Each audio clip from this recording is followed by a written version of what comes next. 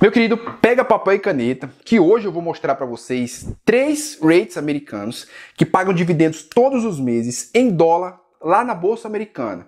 Então os REITs, para quem não sabe, eles são como se fossem os fundos imobiliários, só que lá nos Estados Unidos, com a diferença de que eles são infinitamente maiores, né? O patrimônio deles é maior do que o patrimônio dos nossos fundos imobiliários aqui no Brasil. E essa classe de ativo, ela te paga em dólar. Então você vai receber esses dividendos em dólar na sua carteira, já descontado do imposto de renda, e o melhor é que você pode pegar esses dividendos e reinvestir lá fora mesmo, em outros REITs, ou em ETFs, ou em qualquer outra classe de ativo lá fora, e com isso você fazer com que o seu patrimônio ele vire aquela bola de neve a longo prazo. Então imagina só, receber dividendo já é bom, imagina você receber em dólar, e com dólar aí beirando os R$6, né? Então hoje eu vou falar sobre esses 3 REITs que eu separei aqui, que estão pagando ótimos dividendos todos os meses. Então a gente vai ver quanto que está custando cada uma cota desses REITs, a gente vai ver quanto que eles estão pagando por mês de dividendos, e por fim, eu vou mostrar para vocês aqui um site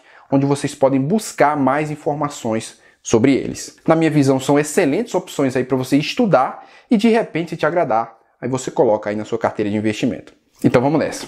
O primeiro REIT é o STAG Industrial. O ticker dele é o STAG.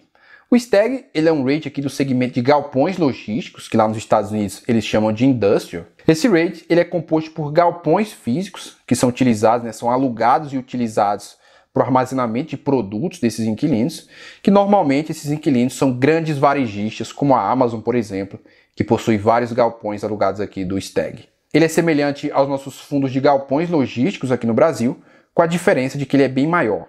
O STAG ele possui aqui em seu portfólio 597 imóveis, né? São 597 galpões distribuídos por 41 estados lá nos Estados Unidos. Ou seja, os Estados Unidos hoje ele é composto por 50 estados ao todo, e o STAG ele possui imóveis aqui em 41 desses 50 estados. Então ele está bem distribuído por todo o território dos Estados Unidos. O STAG ele possui um ABL, né, uma área bruta locável, de 10,9 milhões de metros quadrados. Aqui ó, está 117,6. Esse 117,6 aqui é porque ele está na unidade de pés quadrados, e quando a gente converte aqui para metros quadrados, dá 10,9 milhões de metros quadrados de área bruta locável. Então, só a título de comparação aqui, abrindo um parênteses, né, o nosso maior fundo imobiliário de logística na Bolsa Brasileira é o HGLG11. O HGLG11 ele possui aqui ó, 1,6 milhões de metros quadrados de ABL. E o menino STAG ele tem aqui ó, seus 10,9 milhões de metros quadrados de ABL. Né? Só para vocês terem uma noção do quão pequeno é o mercado de fundos imobiliários no Brasil. Né? O quanto que a gente ainda pode crescer. Óbvio, o mercado brasileiro ele é um mercado menor do que o americano, né? E também os fundos imobiliários no Brasil, eles ainda são muito recentes se comparado aos REITs lá nos Estados Unidos, mas a diferença é gritante, né? Só para a gente ter uma noção aqui da diferença de um mercado para o outro. O STAG ele possui aqui 9,9 bilhões de valor de mercado. A taxa de ocupação dos imóveis do STAG hoje é de 95,9%, ou seja, apenas 5% dos seus imóveis estão desocupados, e isso é muito bom, né? Uma excelente taxa de ocupação para um setor aqui como esse setor logístico, né? Que esses REITs eles estão sempre comprando novos galpões, ou se não estão comprando, eles estão construindo esses galpões, estão desenvolvendo esses galpões.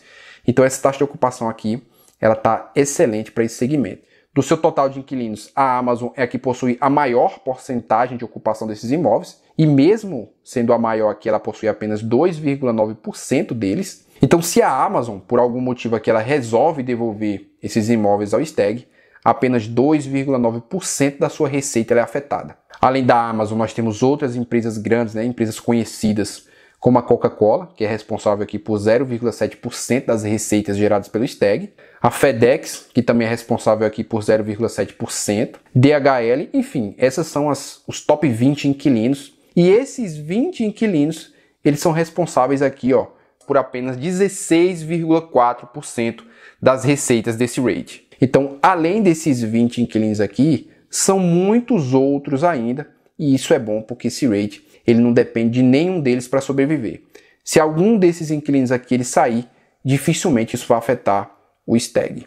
Por este gráfico aqui a gente consegue ver a valorização dos últimos 14 anos do STAG, né? Ele se valorizou mais de 175%, isso sem considerar o reinvestimento dos dividendos. Esse gráfico aqui ele não está considerando o reinvestimento dos dividendos. Então, se somado valorização dos imóveis mais os dividendos que foram recebidos, a valorização do STAG ela é maior do que isso, ou seja, ele é um ativo que além de pagar bons dividendos, né, ele ainda tem uma valorização do seu portfólio. Se a gente busca aqui pelos últimos 6 meses, a gente vê que ele se desvalorizou um pouco, a sua cota se desvalorizou um pouco no mercado.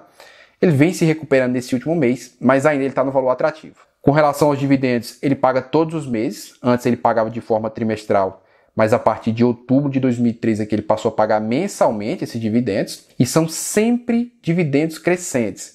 Embora seja aqui, ó, centésimo, milésimos de dólar aqui, mas ele vem sempre crescendo os seus pagamentos de dividendos. O seu dividend yield hoje é de 4,21% e nos últimos 12 meses ele pagou aqui uma média de 1,49 dólar de dividendo, o que dá próximo a 0,12 cents de dólar por mês. Então assim, isso é uma rentabilidade muito boa para os padrões americanos, né, e dada a segurança que esse ativo ele oferece. Aqui nesse REIT, dificilmente você vai ver o gestor fazendo uma cagada.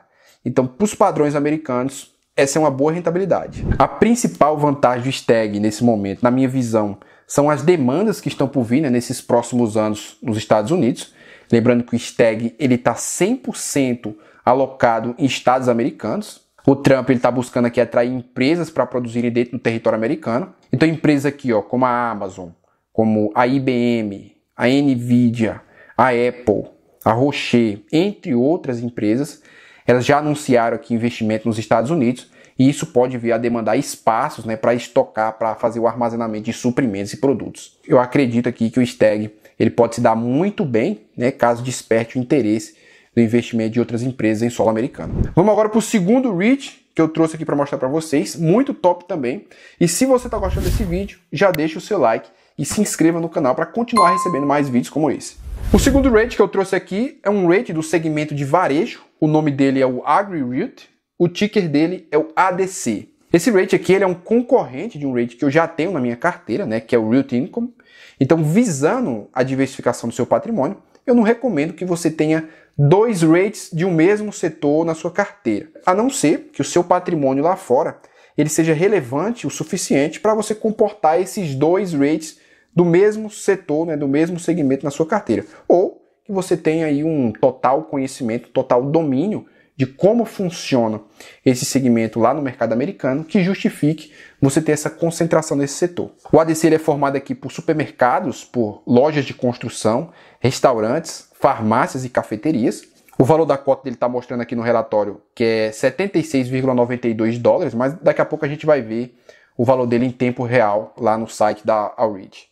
O patrimônio dele hoje é de 8,5 bilhões de dólares. Esse REIT ele possui aqui mais de 2.400 imóveis em seu portfólio. Seus principais inquilinos são aqui a Walmart, né, com 5,9% de participação, a Tractor Supply, com 4,9% de participação, a Dollar General, Best Buy e todos esses outros inquilinos aqui, ó, com essas respectivas porcentagens de participação. Então ele tem uma boa diversificação, né, com relação ao número de inquilinos. Veja aqui, ó, que 10% das receitas desse REIT são de inquilinos aqui de lojas de mercearia, 9,1% de lojas de produtos para casa, 7,8% de conveniências, 7,8% aqui também de oficinas de serviço automotivo, 7% aqui de casa de câmbio e esses demais segmentos aqui com suas respectivas porcentagens. Então não dá para dizer que existe aqui uma concentração em nenhum desses segmentos. A título de comparação, né, a gente pega aqui o RBVA11, que é um fundo imobiliário do segmento de varejo aqui no mercado brasileiro. Ele já chegou a ter aqui, ó, mais de 40% dos seus imóveis locados para inquilinos apenas no setor bancário. Então ele estava concentrado, 40% dos seus imóveis estavam concentrados no setor bancário.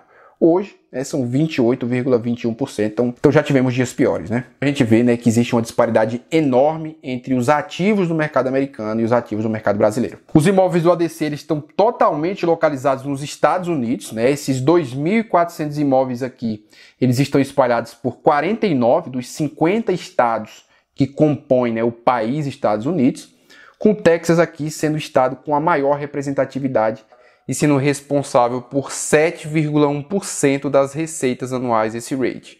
Então o REIT Income, né, que é o REIT que eu tenho na minha carteira, ele só é mais diversificado que o ADC aqui nesse ponto, porque ele apresenta uma diversificação não só dentro dos Estados Unidos, mas ele também possui uma diversificação na Europa. Ele tem imóveis aqui no Reino Unido. Então o Realty.com ele ultrapassa essa linha dos Estados Unidos e tem imóveis também em outros continentes, mas ambos possuem uma diversificação excelente. O ADC ele vem apresentando aqui um crescimento ano após ano do tamanho da área do seu portfólio, tendo um crescimento aqui no último ano de 3,1% da sua ABL, da sua área bruta locável, e nos últimos 5 anos ele teve um crescimento de 15,1%, demonstrando que embora seja um ativo grande, embora seja um rate grande, ele ainda continua crescendo.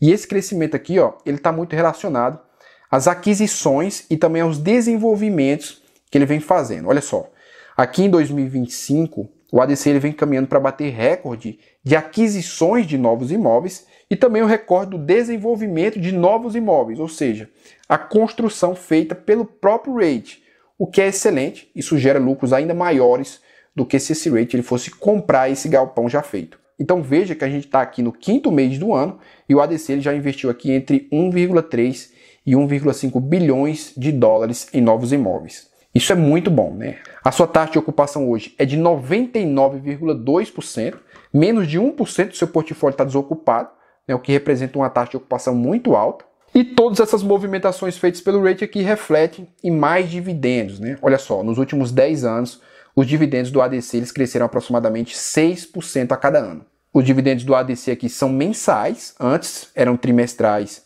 mas a partir de 2021 aqui eles passaram a ser mensais, e de aproximadamente aqui 0,25 cents de dólar e crescendo.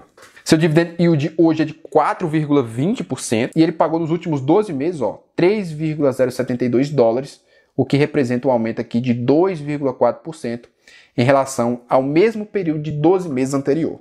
O ADC tem 31 anos de existência, um rate bem antigo, e desde o seu início ele já se valorizou mais de 290%, isso sem reinvestir os dividendos. É um ativo muito sólido, cara. Vamos agora para o terceiro e último rate, mas não menos importante, e fica até o final, que no final eu vou trazer uma tabela resumindo todas essas informações e algumas outras informações que eu também não trouxe aqui, desses 3 rates que eu falei aqui. Então por isso você precisa ficar até o final. O terceiro rate é o EPR Properties, o ticker dele é o EPR. O EPR ele é um rate aqui composto por imóveis de diversão, são imóveis de experiência, que é algo que nunca vai deixar de existir demanda. Então são imóveis aqui de teatro, áreas para comer e jogar, para você se divertir, parque de diversões, parque para esquiar, hospedagem, área de jogo, cultural, fitness e bem-estar, além de alguns imóveis aqui também do setor de educação. Hoje, o EPR ele possui um patrimônio avaliado aqui em 6,8 bilhões de dólares, ele possui 331 imóveis, 331 locais, com 200 inquilinos distribuídos por 44 estados dos 50 estados que compõem o país Estados Unidos. Ele também possui uma diversificação aqui no Canadá. Dos seus imóveis, 94% são imóveis aqui de experiência, experiência e diversão, e 6% são imóveis educacionais. Então a gente pode dizer aqui que ele é de fato um rate composto por imóveis de experiência, do setor de experiências. Dos imóveis de experiência, 38% são teatros, 24% são imóveis aqui de locais para comer e se divertir, 13% são imóveis de atrações, 8% são imóveis aqui de academia e locais para treinar, 7% são de pistas de esquiar e o restante aqui são imóveis abaixo de 2% do patrimônio. A taxa de ocupação dos seus imóveis, ela beira aqui os 99%, o que é excelente. O segmento aqui de teatro, ele apresenta uma resiliência e um histórico longo aqui de demanda de público. Sempre esteve em crescimento, como a gente consegue ver aqui por esse gráfico. Só durante aqui o período de pandemia que ele teve essa queda drástica, a gente já vai falar sobre isso. Mas ele se recuperou, não totalmente ainda, mas ele está voltando aqui aos poucos. Os imóveis aqui das áreas de comer e jogar, que faz parte do portfólio desse rate, que são locais aqui como esse, dessas imagens aqui, que são bem legais, como uma forma de lazer.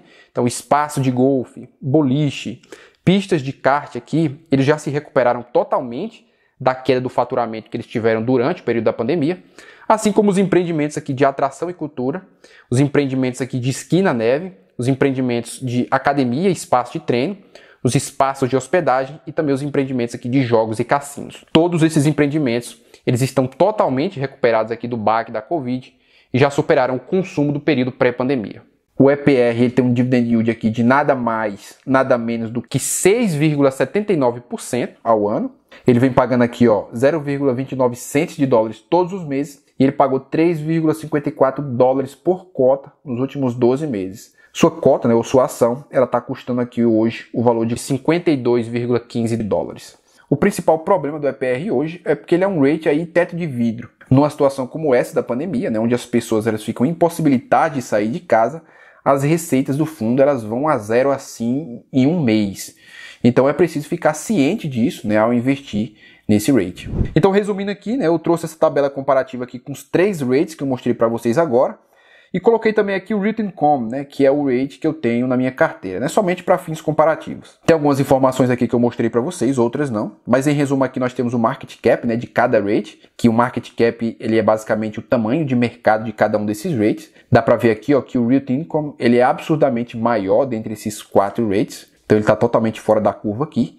E dentre os 3 que eu mostrei para vocês, o ADC ele é o maior deles, né, ele possui aqui 8,28 bilhões de valor de mercado. Até pelo tempo de mercado, é um rate aqui que está 31 anos no mercado, além de ser de um dos setores mais movimentados dos Estados Unidos, que é esse setor aqui de varejo. Com relação ao setor, nessa coluna aqui a gente vê o setor de cada um deles, né, como eu havia dito. A frequência de pagamento de todos eles é mensal. Na quantidade de imóveis, o Real Income e o ADC eles se destacam novamente, né, é uma característica desse setor, ter mais imóveis, visto que são imóveis com ABL menor, né, com uma área menor, eles possuem a maior quantidade. A taxa de ocupação de todos eles está acima de 95%, né, o que é muito bom. E aqui o Dividend Yield, né, essa coluna aqui de Dividend Yield é a única que a gente pode fazer uma comparação aqui, independente da idade do fundo, independente do tamanho do setor. Nós podemos fazer aqui uma comparação entre esses rates. Então veja aqui, ó, que o Real Income e o EPR Properties, eles são os que pagam mais dividendos. Mas isso não quer dizer, né, que são os melhores. Então se você tiver interesse de aportar em algum rate, vale a pena você fazer uma análise prévia do risco desse ativo, além também de ver a necessidade desse rate, né, do setor desse rate na sua carteira. E uma série de outros fatores que eu vou deixar aí para um próximo vídeo. Então foi isso, rapaziada. O vídeo de hoje foi esse, né? Eu espero que você tenha gostado. Deixa aqui nos comentários se você tem algum rate na sua carteira, se você pretende aportar, né, adicionar algum rate na sua carteira e qual. Eu vou ficando por aqui. Um forte abraço e até o próximo vídeo. Fui!